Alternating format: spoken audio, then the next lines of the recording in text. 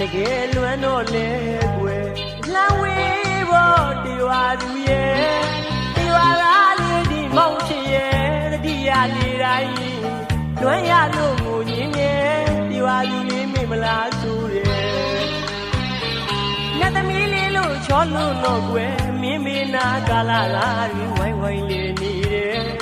ပြန်ရစ်ဖြစ်မှာတကယ်ကိုဆိုတယ်မေတ္တာတိမာသစ္စာရှိပါပြောလိုက်ခြင်းလေဒီဝါသူလေးရဲ့ဒီဝါလားလေးစိတ်ချညီမေကွယ်